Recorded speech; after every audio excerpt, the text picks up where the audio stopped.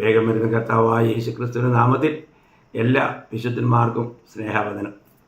വീണ്ടും ഈ ആഴ്ചയിലും നമുക്കിങ്ങനെ ഒരുമിച്ച് കൂടുവാനും ദൈവവചനം പങ്കുവയ്ക്കുവാനും ലഭിച്ച ഈ ഭാഗ്യ പദവിയെ ഓർത്ത് കർത്താവിനെ സ്തുതിക്കുന്നു.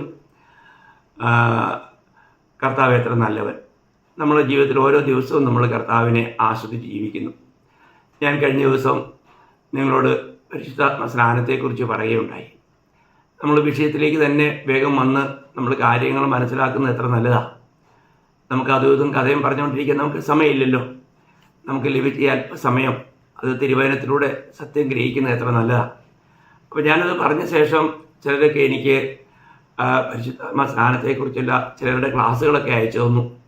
അപ്പോൾ അത് കേട്ടപ്പോൾ എനിക്ക് വളരെ വലിയ ദുഃഖം തോന്നി. കാരണം അവർ പറയുന്നത് പരിശുദ്ധാത്മ സ്നാനം എന്നുള്ള വിഷയമാണെങ്കിൽ ആ പരിശുദ്ധാത്മ സ്നാനം സംബന്ധിച്ച് യാതൊരു കാര്യവുമല്ല പറഞ്ഞ് ആത്മാവെന്ന് കണ്ടെടുത്തെല്ലാം അത് പരിശുദ്ധാത്മ സ്നാനമാണെന്ന് വ്യാഖ്യാനിക്കുക. മാത്രമല്ല അവർ ചില പുസ്തകങ്ങളുടെ വിഭജനവും അതിനെക്കുറിച്ചുമൊക്കെ പറഞ്ഞ് വിഷയം പരിശുദ്ധാത്മ സ്നാനം, പക്ഷേ അവർ പോകുന്നതൊക്കെ മറ്റുള്ള പല രീതിയിലേക്കാണ്. അതൊക്കെ കണ്ടപ്പോൾ ഞാൻ വിചാരിച്ചിരിക്കും, ഇത് ഏതെല്ലാം രീതിയിലാണ് കാര്യങ്ങൾ വലിച്ചു നീട്ടുന്നത്. അതിൻ്റെ ആവശ്യമുണ്ടോ പ്രിയമുള്ളവരെ? നമ്മൾ ദൈവത്തിൻ്റെ വചനം നേരെ ചൊവ്വേ പഠിപ്പിക്കുകയാണെങ്കിൽ അത് എത്ര നല്ലതാണ്. നമ്മൾ ദൈവത്തിൻ്റെ സന്നിധിയിലാണ്, ദൈവത്തിൻ്റെ ആത്മാവിനാണ് കാര്യങ്ങൾ അറിയിക്കുന്നതെങ്കിൽ എത്ര ദൈവഭയത്തോടു കൂടി വേണം നമ്മൾ ദൈവവചനങ്ങൾ കൈകാര്യം ചെയ്യുവാൻ. കർത്താവിന് മാത്രം ഉണ്ടാകട്ടെ. അപ്പോൾ പരിശുദ്ധാത്മ സ്നാനം എന്നുള്ള കാര്യം അത് രക്ഷിക്കപ്പെട്ട എല്ലാ വ്യക്തികൾക്കും ലഭിച്ചിരിക്കുന്നൊരു കാര്യമാണ്. അതിനുവേണ്ടി കാത്തിരിക്കാനോ അതിനുവേണ്ടി പ്രാർത്ഥിക്കാനോ വചനത്തിൽ വ്യവസ്ഥ ഇല്ല. അപ്പോൾ പരിശുദ്ധാത്മ സ്നാനത്തിലൂടെ നമുക്ക് ലഭിക്കുന്ന വളരെ ശ്രേഷ്ഠമായ ചില അനുഭവങ്ങൾ ഞാൻ കർത്താവിൻ്റെ വചനത്തിലൂടെ നിങ്ങളോട് പറഞ്ഞ് കേൾപ്പിക്കാമെന്ന് ആഗ്രഹിക്കുകയാണ്. നമ്മൾ യോഹന്നാന്റെ സുവിശേഷം 14-ാം അധ്യായം 20-ാം വാക്യം വായിക്കുമ്പോൾ, ഞാൻ എൻ്റെ പിതാവിലും നിങ്ങൾ എന്നിലും ഞാൻ നിങ്ങളിലും എന്ന് നിങ്ങൾ അന്നറിയും. കണ്ടോ, ഇത് കർത്താവ് നമ്മിലും നമ്മൾ കർത്താവിലും വസിക്കുന്ന ഒരു ശ്രേഷ്ഠമായ അനുഭവമാണ്. അതിലെ കർത്താവ് മുന്തിരിവള്ളിയുടെ ഉപമയിൽ പറയുമ്പോൾ യോഹന്നാൻ 15:4-5 വാക്യം നിങ്ങൾക്ക് ഓർമ്മയുണ്ടാവും. ഞാൻ വായിച്ച് കേൾപ്പിക്കാം. എന്നിൽ വസിപ്പിൻ, ഞാൻ നിങ്ങളിലും വസിക്കും. കൊമ്പിന് മുന്തിരിവള്ളിയിൽ വസിച്ചിട്ടല്ലാതെ സ്വയമായി കായ്പാൻ കഴിയാത്തതുപോലെ എന്നിൽ വസിച്ചിട്ടല്ലാതെ നിങ്ങൾക്ക് കഴിയുകയില്ല. ഞാൻ മുന്തിരിവള്ളിയും നിങ്ങൾ കൊമ്പുകളുമാകുന്നു. ഒരുത്തൻ എന്നിലും ഞാൻ അവനിലും വസിക്കുന്നുവെങ്കിൽ അവൻ വളരെ ഫലം കായ്ക്കും. എന്നെ പിരിഞ്ഞ് നിങ്ങൾക്ക് ഒന്നും ചെയ്യുവാൻ കഴിയുകയില്ല. അപ്പോൾ ഇവിടെ എത്ര ശക്തമായിട്ടാണ് കർത്താവ് ആ കാര്യം പറയുന്നത്, നമ്മൾ ചിന്തിക്കണം. അപ്പോൾ ഈ പരിശുദ്ധാത്മ സ്നാനത്തിലൂടെ നമ്മൾ എന്തായിത്തീരുന്നു? നമ്മൾ ക്രിസ്തുവിലും ക്രിസ്തു നമ്മിലുമായി തീരുന്ന അവസ്ഥയാണ്. എത്ര വിലപ്പെട്ട അവസ്ഥയാണ്. ഇന്ന് കർത്താവ് നമ്മിൽ വസിക്കുന്നു എന്നുള്ള ആ ഭാഗ്യം, ആ ഒരു അനുഭവം, ഇത് നമുക്ക് പറഞ്ഞാൽ തീരുമോ? നമുക്കറിയാമല്ലോ. നമ്മൾ 1 കൊരിന്ത്യർ അതിൻ്റെ 3-ാം അധ്യായത്തിൻ്റെ 16-ാം വാക്യം വായിക്കുമ്പോൾ അവിടെ വായിക്കുന്നത് എന്തുവാ? നിങ്ങൾ ദൈവത്തിൻ്റെ മന്ദിരമെന്നും ദൈവത്തിൻ്റെ ആത്മാവ് നിങ്ങളിൽ വസിക്കുന്നുവെന്നും അറിയുന്നില്ലയോ? അപ്പോൾ നിങ്ങൾ ദൈവത്തിൻ്റെ മന്ദിരമാണ്, ദൈവത്തിൻ്റെ ആത്മാവ് നിങ്ങളിൽ വസിക്കുന്നു. ഈ ഒരു അറിവ് എല്ലാ വിശുദ്ധന്മാർക്കും ഉണ്ടായിരിക്കണം. വീട്ടിൽ ജനിച്ച രക്ഷിക്കപ്പെട്ട എല്ലാ വിശുദ്ധന്മാരിലും ദൈവത്തിൻ്റെ ആത്മാവ് വസിക്കുന്നു. ഞാൻ നേരത്തെ റോമർ 8:9 പല പ്രാവശ്യം പറഞ്ഞു, ക്രിസ്തുവിൻ്റെ ആത്മാവില്ലാത്തവൻ അവനുള്ളവനല്ല. അപ്പോൾ ദൈവത്തിൻ്റെ ആത്മാവ് നമ്മിൽ വസിക്കുന്നു. പ്രിയമുള്ളവരെ, ഇത് രക്ഷിക്കപ്പെടുന്ന അതേ സമയത്ത് തന്നെ നമ്മളിൽ നടക്കുന്ന കാര്യമാണ്. നമ്മൾ ചിന്തിക്കണം, ഒരു വ്യക്തി രക്ഷിക്കപ്പെടണമെങ്കിൽ ദൈവത്തിൻ്റെ വചനം കേട്ട് ആ വചനം ഗ്രഹിക്കുന്ന ഒരു അനുഭവം ഉണ്ടായിരിക്കണം. അപ്പോൾ ഈ വചനം എന്ന് പറഞ്ഞാൽ യോഹന്നാൻ 6:63, ഞാൻ നിങ്ങളോട് സംസാരിച്ച വചനം ആത്മാവും ജീവനുമാണ്. ദൈവത്തിൻ്റെ വചനം നമ്മൾ കേൾക്കുമ്പോൾ തന്നെ ദൈവത്തിൻ്റെ ആത്മാവ് നമ്മുടെ ഉള്ളിൽ പ്രവർത്തിക്കും. ദൈവത്തിൻ്റെ ആത്മാവ് നമ്മുടെ ഉള്ളിൽ പ്രവർത്തിക്കുമ്പോൾ ഉണ്ടാകുന്ന ഒരു അനുഭവം നമ്മൾ ലൂക്കോസിന്റെ സുവിശേഷം 24-ാം അധ്യായം 32-ാം വാക്യം വായിക്കുമ്പോൾ, അവൻ വഴിയിൽ നമ്മോട് സംസാരിച്ച് തിരുവെഴുത്തുകളെ തെളിയിക്കുമ്പോൾ നമ്മുടെ ഹൃദയം നമ്മുടെ ഉള്ളിൽ കത്തിക്കൊണ്ടിരുന്നില്ലയോ എന്നവർ തമ്മിൽ പറഞ്ഞു. കത്തിക്കൊണ്ടിരിക്കും. ദൈവത്തിൻ്റെ വചനം കേൾക്കുമ്പോൾ യഥാർത്ഥത്തിൽ ദൈവകൃപ ലഭിച്ച, ദൈവത്തിന് മനസ്സിലേവ് തോന്നിയ ആ വ്യക്തിയുടെ ഉള്ളം കത്തിക്കൊണ്ടിരിക്കും. വേറൊരു രീതി പറഞ്ഞു കഴിഞ്ഞാൽ അപ്പോസ്തലപ്രവൃത്തി 2-ാം അധ്യായത്തിൻ്റെ 37-ാം വാക്യം വായിക്കുമ്പോൾ നമ്മൾ വായിക്കുന്നത് എന്തുവാ? ഇത് കേട്ടിട്ട് അവർ ഹൃദയത്തിൽ കുത്തുകൊണ്ടു. കണ്ടോ, കുത്തുകൊള്ളുക, ഹൃദയം കത്തുക. ഇതാണ് യഥാർത്ഥത്തിൽ സംഭവിക്കുന്നത്. എന്ന് പറഞ്ഞാൽ ദൈവത്തിൻ്റെ പരിശുദ്ധാത്മാവ് ഒരു പാപിക്ക് അവന് പാപബോധം വരുത്തുന്നത് പരിശുദ്ധാത്മാവാണ്. അപ്പം അങ്ങനെ പാപബോധം വന്ന ഒരു വ്യക്തിക്കാണ് രക്ഷകന്റെ അനിവാര്യത അവന് വെളിപ്പെട്ട് കിട്ടുന്നത്. അത് മനസ്സിലാകുമ്പോൾ അവൻ്റെ ക്രൂശിൽ കർത്താവ് നമുക്ക് വേണ്ടി നിവർത്തിച്ച ആ ദിവ്യ സ്നേഹം അവന് വെളിപ്പെടും. അത് ദൈവത്തിൻ്റെ പരിശുദ്ധാത്മാവിനെ വെളിപ്പെടുത്തുമ്പോഴാണ് അവൻ്റെ ഹൃദയം നുറുങ്ങുന്നത്, ഹൃദയം തകരുന്നത്, അവന് ഒരു യഥാർത്ഥമായ അനുതാപത്തിൻ്റെ അനുഭവം ഉണ്ടാകുന്നത്, ഒരു ഹൃദയ നുറുക്കമുണ്ടാകും. അപ്പോൾ തകർന്ന ഹൃദയത്തോടെ അവൻ ദൈവത്തിലേക്ക് നോക്കാനിടയാകും. അങ്ങനെയാണ് ഒരു വ്യക്തി കർത്താവായ യേശു ക്രിസ്തുവിനെ തൻ്റെ രക്ഷിതാവും കർത്താവുമായിട്ട് സ്വീകരിക്കുന്നത്. ഈ ഒരു അനുഭവം ഇന്ന് പലർക്കും ഇല്ല എന്നുള്ളതാണ് സത്യം. അനേകരും സ്നാനപ്പെട്ടു എന്നാൽ രക്ഷിക്കപ്പെട്ടില്ല. അതായത് പ്രശ്നം മുഴുവനും. അതുകൊണ്ട് ദൈവത്തിൻ്റെ ആത്മാവില്ലാത്തതുകൊണ്ട് ഈ കാര്യങ്ങൾ എത്ര പറഞ്ഞാലും അവർക്ക് മനസ്സിലാകുന്നില്ല. അവരെന്തോ ആരോ പറഞ്ഞ ചില ഉപദേശങ്ങൾ അവരങ്ങനെ ഉള്ളിലാക്കി വെച്ചിരിക്കുക. എന്നാൽ തിരുവചനം എന്ത് പറയുമെന്ന് അറിയത്തില്ല. ഞാനൊരിക്കൽ എൻ്റെ ഒരു ബന്ധുവായ ഒരു പുരോഹിതനുമായിട്ട് സംസാരിച്ചപ്പോഴത്തേക്കും ഞാൻ ഇങ്ങനെ രക്ഷിക്കപ്പെട്ട് കർത്താവിൻ്റെ സാക്ഷിയാകുന്നതൊക്കെ അവർക്ക് ഭയങ്കര എന്നോട് വലിയ കോപവും ദേഷ്യമായിരുന്നു. അപ്പം എന്നോട് അദ്ദേഹം പറഞ്ഞു, ഈ ടോമി നിനക്കറിയാവോ, കർത്താവ് പത്രോസോട് പറഞ്ഞു, പത്രോസേ ഞാൻ നിൻ്റെ മേൽ എൻ്റെ സഭയെ പണിയും, നീ പറയാ നിൻ്റെ മേൽ ഞാൻ എൻ്റെ സഭയെ പണിയും, പാതാള ഗോപുരങ്ങൾ അതിന് ജയിക്കില്ല. അന്നേരം ഞാൻ പറഞ്ഞു, അത് ചേട്ടൻ ആ വചനം എനിക്ക് ഞങ്ങളുടെ ബന്ധത്തിൽ ഒരു ജ്യേഷ്ഠൻ എന്നുള്ള പദവിയുള്ള ആളാണ്. അപ്പോൾ ഞാൻ പറഞ്ഞു, ആ വചനം എവിടെയാണ് വേദപുസ്തകത്തിലുള്ളത്? അത് നീ അപ്പോസ്തലപ്രവൃത്തി വായിച്ചു നോക്കാൻ. ഞാൻ പറഞ്ഞു, ഞാൻ അപ്പോസ്തലപ്രവൃത്തി വായിച്ചിട്ടുണ്ട്, ഞാൻ അതിനകത്തൊന്നും കണ്ടിട്ടില്ല. എന്നാൽ പിന്നെ നീ യോഹന്നാൻ്റെ സുവിശേഷം വായിച്ചു നോക്ക്. പുള്ളി ഇങ്ങനെ പുസ്തകങ്ങൾ പലതും മാറിപ്പോവുക. അപ്പം ഞാൻ പറഞ്ഞു, നമുക്ക് ലളിതമായിട്ട് അത് ആ വേദപുസ്തകത്തിൽ എഴുതിയിരിക്കുന്ന ഭാഗം ഞാൻ തന്നെ എടുത്തു തരാം, ചേട്ടനൊന്ന് വായിച്ച് നോക്കിയാൽ മതി എന്ന് പറഞ്ഞു. നോക്കണം, അത് എടുക്കാനോ വായിക്കാനോ പോലും താൻ മനസ്സില്ല. അപ്പോൾ ഒരു വ്യക്തിക്ക് ഒരു കാര്യം പറയുമ്പോൾ അത് തിരുവെഴുത്തിലുള്ളതാണോ എന്ന് പോലും അറിയണ്ട. അവരെന്തോ ഇങ്ങനെ പഠിച്ചു വെച്ചത് പാടിക്കൊണ്ടിരിക്കുക. തിരുവചനം എന്ത് പറയുന്നു എന്ന് ചോദന ചെയ്യുന്നില്ല. പ്രിയമുള്ളവരെ, ഇതുപോലെ തന്നെ ഒരു കാര്യമാണ് ഇന്ന് വിശ്വാസികളുടെ മധ്യത്തിലും. അവരെന്ത് ചെയ്യുന്നു? അവർക്ക് ആത്മസ്നാനത്തിന് വേണ്ടി കാത്തിരിക്കണമെന്ന് പഠിപ്പിക്കുന്നു, അതിനുവേണ്ടി പ്രാർത്ഥിക്കണമെന്ന് പഠിപ്പിക്കുന്നു. ചിലർ പറയും, അല്ല അത് ദൈവത്തിൻ്റെ വാഗ്ദത്തമാണ്, പ്രാർത്ഥിക്കുകയൊന്നും വേണ്ട, എന്നിട്ട് പിന്നെ പറയും പ്രാർത്ഥിക്കണം. പ്രിയമുള്ളവരെ, ഇതിനു വേണ്ടി പ്രാർത്ഥിക്കാൻ ദൈവവചനം നമ്മളോട് പറഞ്ഞിട്ടില്ല. ഇത് ദൈവത്തിൻ്റെ വാഗ്ദത്തമാണ്. ഇത് കർത്താവ് നമ്മളിവിടെ വായിച്ച ഭാഗത്ത് കണ്ടില്ലേ? പിന്നെ യോഹന്നാൻ 14-ാം അധ്യായത്തിൻ്റെ 16-ാം വാക്യത്തിൽ കർത്താവ് എന്താ പറഞ്ഞത്? എന്നാൽ ഞാൻ പിതാവിനോട് ചോദിക്കും, അവൻ സത്യത്തിൻ്റെ ആത്മാവ് എന്ന മറ്റൊരു കാര്യത്തിനെ എന്നേക്കും നിങ്ങളുടെ കൂടെ ഇരിക്കേണ്ടതിന് നിങ്ങൾക്ക് തരും. അത് ദൈവത്തിൻ്റെ വാഗ്ദത്തമാണ്, അത് കർത്താവിൻ്റെ വാഗ്ദത്തമാണ്. അപ്പോൾ ഈ വാഗ്ദത്തം നമ്മൾ എന്ത് ചെയ്യണം? നമ്മൾ വിശ്വാസത്താൽ പ്രാപിക്കണം. ഞാൻ ഇതിനു മുൻപ് നിങ്ങൾക്ക് ആ വിഷയം 1-ാമത്തെ ക്ലാസ്സിൽ തന്നെ 29-ാം തീയതിയുടെ ക്ലാസ്സിൽ അത് പറഞ്ഞതാണ്.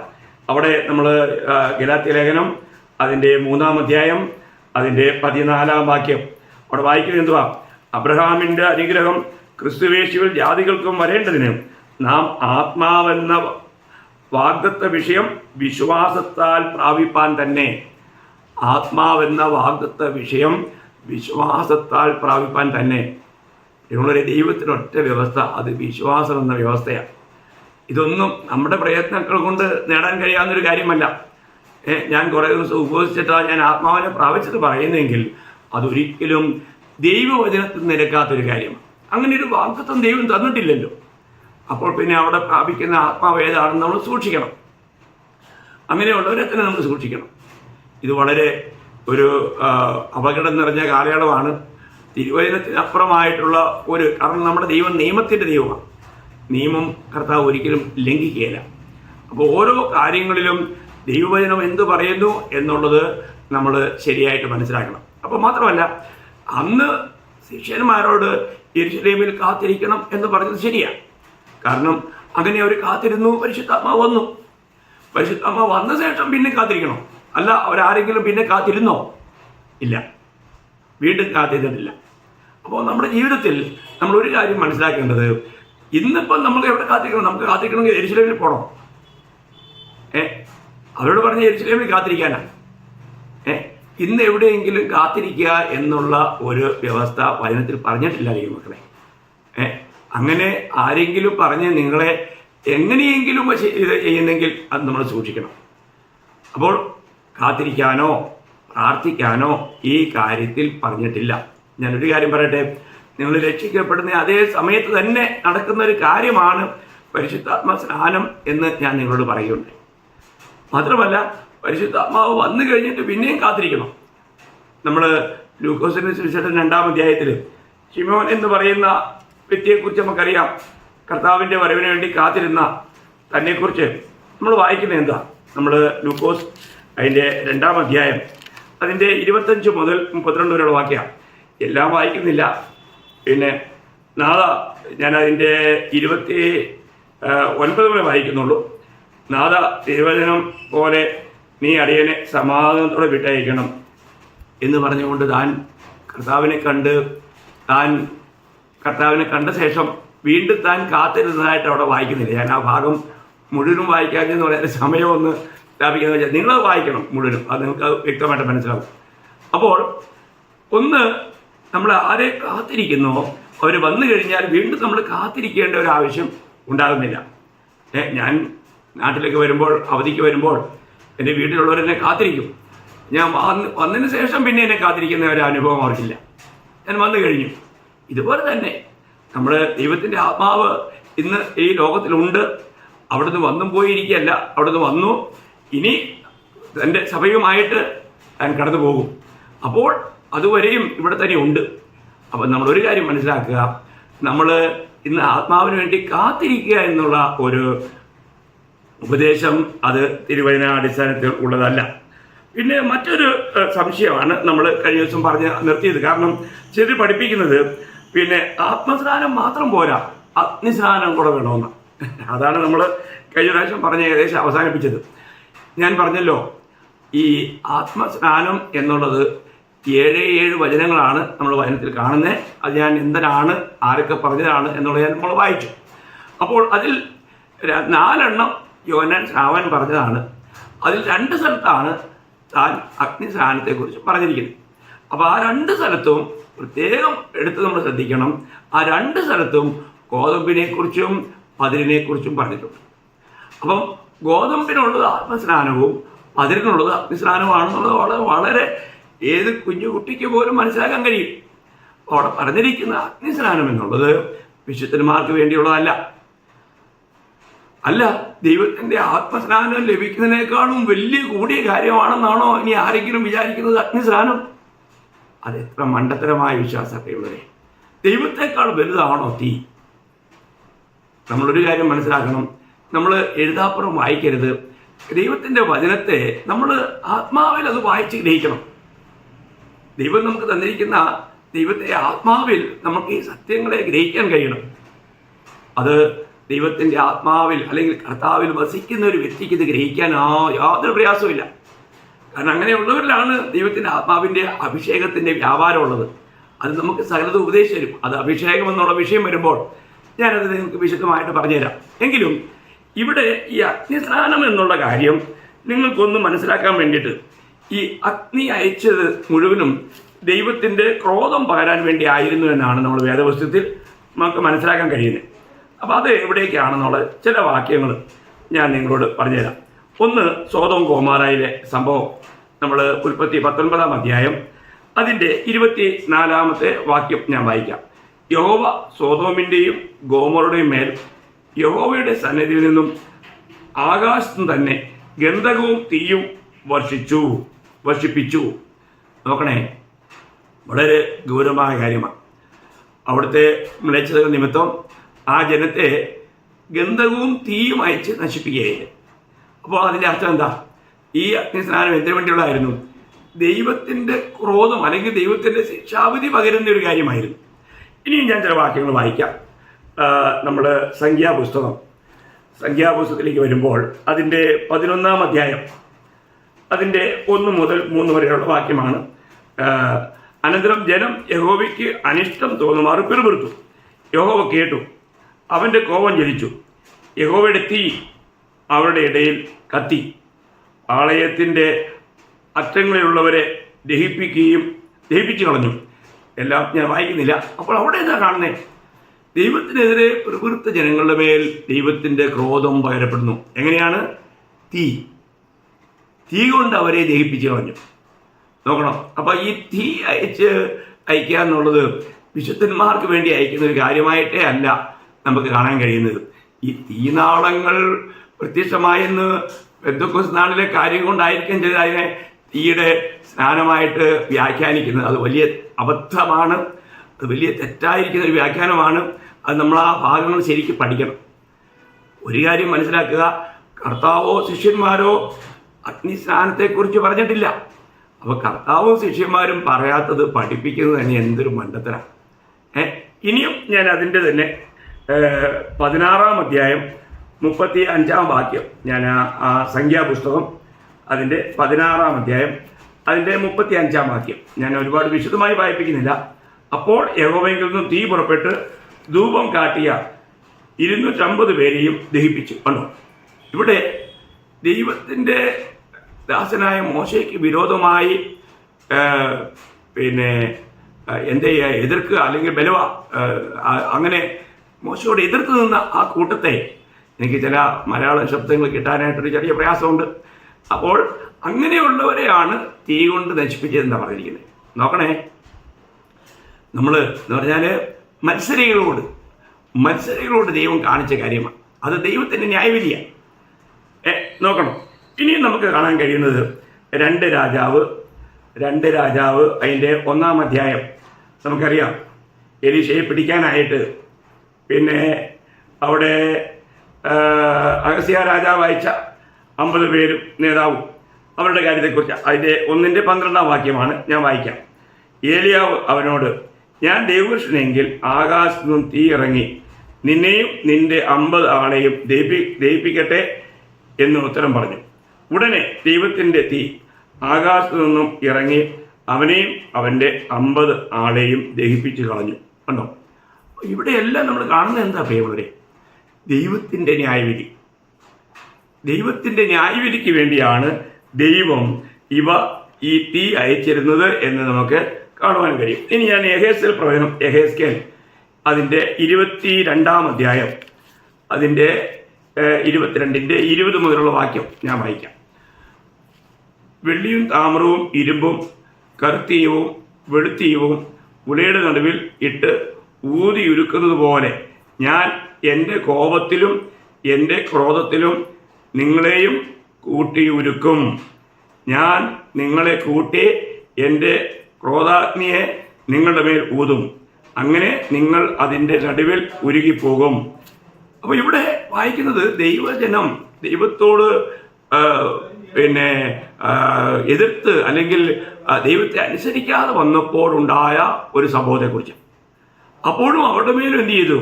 ദൈവം അവരുടെ മേൽ അഗ്നി അയക്കുക, അവരെ തീ കൊണ്ട് ഉരുക്കുന്ന ഒരനുഭവം. നമ്മൾ ചിന്തിക്കണം, ഇത് ഒരു ചെറിയ കാര്യമല്ല. ഇനി പുതിയ നിയമത്തിലേക്ക് വരുമ്പോഴും ഞാൻ ഒരു കാര്യം നിങ്ങളെ ഓർപ്പിക്കാൻ ആഗ്രഹിക്കുന്നത്, 2 തെസ്സലോനിക്കർ ലേഖനം അതിൻ്റെ 1-ാം അധ്യായം അതിൻ്റെ 6 മുതൽ 10 വരെയുള്ള വാക്യം നമ്മൾ വായിക്കുമ്പോൾ, കർത്താവ് യേശു തൻ്റെ ശക്തിയുള്ള ദൂതന്മാരുമായി സ്വർഗത്തിൽ നിന്നും അഗ്നി ജ്വാലയിൽ പ്രത്യക്ഷനായി ദൈവത്തെ അറിയാത്തവർക്കും തങ്ങളുടെ കർത്താവായ യേശുവിൻ്റെ സുവിശേഷം അനുസരിക്കാത്തവർക്കും പ്രതികാരം കൊടുക്കുമ്പോൾ, നിങ്ങളെ പീഡിപ്പിക്കുന്നവർക്ക് പീഡ അനുഭവിക്കുന്ന നിങ്ങൾക്ക് ഞങ്ങളോട് കൂടെ ആശ്വാസവും പകരം നൽകുന്നത് ദൈവസന്നിധിയിൽ നീതിയല്ലോ. ആ നാളിൽ അവൻ തൻ്റെ വിശുദ്ധന്മാരിൽ മഹത്വപ്പെടേണ്ടതിന് ഞങ്ങളുടെ സാക്ഷ്യം നിങ്ങൾ വിശ്വസിച്ചതുപോലെ വിശ്വസിച്ച എല്ലാവരിലും താൻ അതിശയ വിഷയം ആകേണ്ടതിനും വരുമ്പോൾ സുവിശേഷം അനുസരിക്കാത്തവർ കർത്താവിൻ്റെ സന്നിധാനവും അവൻ്റെ വല്ലഭത്വത്തോടു കൂടിയ മഹത്വവും വിട്ടകന്ന് നിത്യനാശമെന്ന ശിക്ഷാവിധി അനുഭവിക്കും. നിത്യനാശമെന്ന ശിക്ഷാവിധി അനുഭവിക്കുമെന്നാണ് പറഞ്ഞിരിക്കുന്നത്. നമ്മൾ ചിന്തിക്കണം, ഇവിടെ എല്ലാം പറഞ്ഞിരിക്കുന്നത് ആർക്കാ? സുവിശേഷം അനുസരിക്കാത്തവർക്ക്, അല്ലെങ്കിൽ കർത്താവായ യേശു ക്രിസ്തുവിൽ വിശ്വസിക്കാത്തവർക്ക്, അല്ലെങ്കിൽ പാപികൾക്ക്, അവർക്കുള്ളതായിട്ടാണ് പറഞ്ഞിരിക്കുന്നത്. ഒരു രീതിയിൽ പറഞ്ഞാൽ 11 ഗോതമ്പ് മണിക്കല്ല. അപ്പോൾ പ്രിയമുള്ളവരെ, നമ്മൾ ഒരു കാര്യം മനസ്സിലാക്കുക, നമ്മൾ ഓരോ കാര്യം നമ്മൾ പഠിപ്പിക്കുമ്പോൾ അതിനെ തക്കവണ്ണം നമ്മൾ കർത്താവിൽ നിന്നും പ്രാപിച്ച് കൊടുക്കുവാൻ, അല്ലെങ്കിൽ ദൈവവചനത്തെ അതിൻ്റെ ശരിയായ ദിശയിൽ മനസ്സിലാക്കി അത് പറഞ്ഞു കൊടുക്കാൻ കടപ്പെട്ടവരാണ്. അപ്പോൾ യഥാർത്ഥമായും വീണ്ടും ജനിച്ച ഒരു ദൈവവൈതൽ, അവൻ ദൈവത്തിൻ്റെ പരിശുദ്ധാത്മാവിൽ സ്നാനമേറ്റ് കഴിഞ്ഞ വ്യക്തിയാണ്. ആ വ്യക്തി ഇനി ആത്മസ്നാനത്തിന് വേണ്ടി കാത്തിരിക്കാനോ അതിനുവേണ്ടി പ്രാർത്ഥിക്കാനോ ദൈവത്തിൻ്റെ വചനം പറയുന്നില്ല. മാത്രമല്ല, അങ്ങനെ ഒരു വ്യക്തിക്ക് ഒരു അഗ്നിസ്നാനം എന്നുള്ളൊരു കാര്യം തിരുവെഴുത്തിൽ പറഞ്ഞിട്ടില്ല. അങ്ങനെ ആൾക്കാർ ഇന്ന് ഉപദേശിക്കുകയും അഗ്നി ഇറക്കണമേ എന്നൊക്കെ പറഞ്ഞ് പാട്ട് പോലും ഉണ്ട്. എന്താ പാട്ടാർപ്പാ! നമ്മൾ ചിന്തിക്കണം, ഇതൊക്കെ ദൈവത്തിൻ്റെ ശിക്ഷാവിധി വരുത്തി വയ്ക്കുന്ന കാര്യങ്ങളാണ്. ഈ കളി ദൈവത്തോടാണ്. അതിൻ്റെ ആവശ്യമുണ്ടോ? നമ്മുടെ ദൈവം ദഹിപ്പിക്കുന്ന അഗ്നിയാണ്. അപ്പോൾ ആ ദൈവത്തോട് നമ്മൾ ഓരോ കാര്യങ്ങൾ ഇടപെടുമ്പോൾ എത്രമാത്രം ഭയഭക്തിയോടു കൂടി ഇടപെടുവാൻ നമ്മൾ ബാധ്യസ്ഥരാണ്. അതുകൊണ്ട് ദൈവമക്കളെ, നിങ്ങൾ രക്ഷിക്കപ്പെട്ടവരാണെങ്കിൽ നമുക്ക് അബ്ബാപിതാവേ എന്ന് വിളിക്കുന്ന പുത്രത്തിൻ്റെ ആത്മാവിനെ ദൈവം നമ്മുടെ ഹൃദയത്തിൽ പകർന്നിരിക്കുന്നു എന്ന് ഗലാത്യർ 4:6 നമ്മൾ വായിക്കുന്നുണ്ട്. അപ്പോൾ നമ്മൾ ആ ആത്മാവ് വസിക്കുന്ന മന്ദിരമായി കർത്താവിലും കർത്താവ് നമ്മിലും വസിക്കുന്ന ഇത്ര മഹനീയമായ അനുഭവത്തിലാണ് കർത്താവ് പരിശുദ്ധാത്മ സ്നാനത്തിലൂടെ നമ്മളെ കൊണ്ടുവന്നിരിക്കുന്നത്. എത്ര ഭാഗ്യകരമായ അവസ്ഥയാണ്! കർത്താവ് സഹായിക്കട്ടെ. ഇനിയും കർത്താവ് നമുക്ക് ഇനിയും അവസരം തരുന്നു. ഇന്ന് കർത്താവ് വന്നില്ല എങ്കിൽ നാളെ ഒരുമിച്ച് കൂടുമ്പോൾ ഞാൻ നിങ്ങളോട് ആത്മമുദ്ര, ആത്മാചാരം, ആത്മാഭിഷേകം, ഈ 3 വിഷയങ്ങളെക്കുറിച്ച് പറയാനായിട്ട് ആഗ്രഹിക്കുന്നു. കർത്താവ് തരുന്ന കൃപയ്ക്കൊത്തവണ്ണം നമുക്കത് പങ്കുവയ്ക്കാം. എന്നാൽ നമ്മൾ യാഥാർത്ഥ്യങ്ങളെ ഗ്രഹിക്കണേ, വഞ്ചിക്കപ്പെടരുതേ. കാരണം ഇതൊരു വല്ലാത്ത കാലഘട്ടമാണ്. അനേക നിലകളിലുള്ള ദുരുപദേശങ്ങൾ ഉടലെടുത്ത് കഴിഞ്ഞിരിക്കുന്ന ഒരു സമയമാണ്. അതുകൊണ്ട് ദൈവം നിങ്ങളെ എല്ലാവരെയും ദൈവത്തിൻ്റെ സത്യവചനത്തിൽ നിലനിൽക്കുവാൻ, ദൈവത്തിൻ്റെ പരിശുദ്ധാത്മാവിൽ നടത്തപ്പെടുന്ന ഒരനുഭവത്തിൽ ജീവിച്ച് കർത്താവിനെ പ്രസാദിപ്പിച്ച് ജീവിക്കാൻ എല്ലാവരെയും കർത്താവ് ധാരാളമായി സഹായിക്കട്ടെ. കർത്താവിന് മാത്രം ഉണ്ടാകട്ടെ. ആമേൻ.